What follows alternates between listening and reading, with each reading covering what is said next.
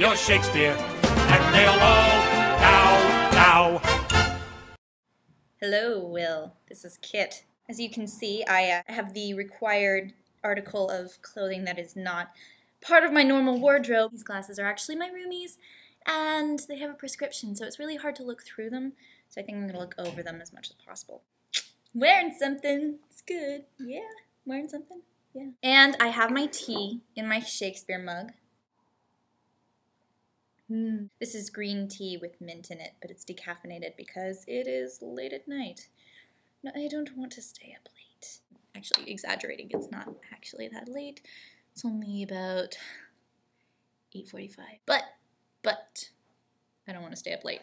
In any case, so I have a book to talk about. I'm sure you've already read it. Knowing you, I'm sure you've already read it. However, I had not read it. I got it the day before I came back here. I read 1/5 of it before I got here. I read 1/5 of it in the car on the way here. But then it wasn't until the other day that I actually sat down and read the rest of it. So without further ado, I present The Tales of Beedle the Bard, with notes by J.K. Rowling and by Albus Dumbledore.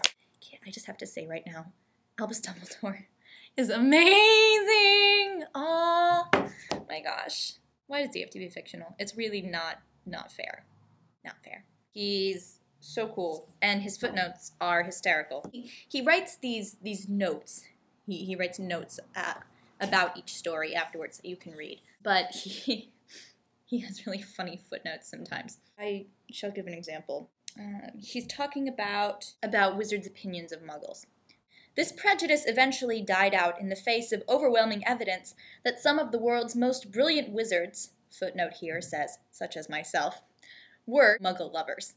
Albus, I love you. Tales of Beedle the Bard is a collection of 5 stories, wizarding fairy tales basically, that all have a sort of a moral to them, like many fairy tales. I quote again. It says, this is the introduction by J.K. Rowling. It says, Beedle's stories resemble our fairy tales in many respects. For instance, virtue is usually rewarded and wickedness punished. However, there is one very obvious difference.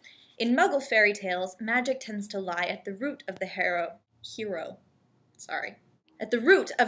or heroine's troubles. The Wicked Witch has poisoned the apple, or put the princess into 100 years' sleep, or turned the prince into a hideous beast. In the Tales of Beedle the Bard, on the other hand, we meet heroes and heroines who can perform magic themselves, and yet find it just as hard to solve their problems as we do.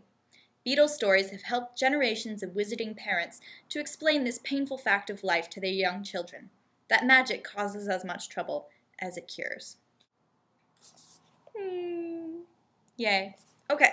In other news, what to see about my life? I had a really good day today. I slept a lot. Then I went and got food, and that was good. And then I got chai, and that was good. And then I went to the gym and worked out for 2.5 hours, and that was really good. Then I was on an endorphin high for a really long time, so that was really good. Tonight, I know it's like 2 weeks late, but tonight Whitman decided to celebrate the Chinese New Year, the Lunar New Year. There was a huge Asian-themed feast at one of the dining halls with enormous amounts of food. It was kind of incredible, just the sheer volume of food that they created and the variety of dishes provided. That was also pretty impressive.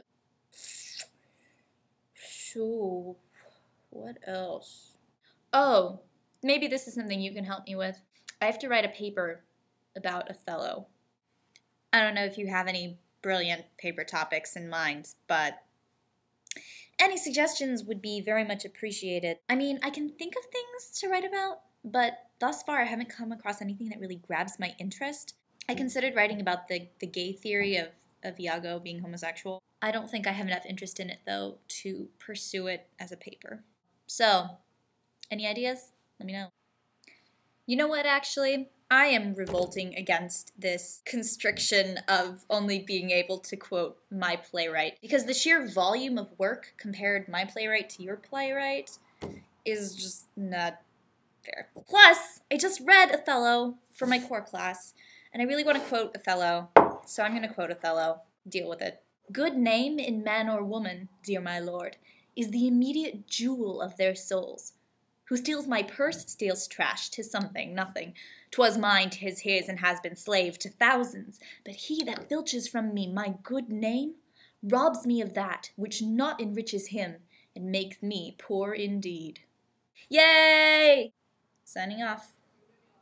Bye. Brush up your Shakespeare, and they'll all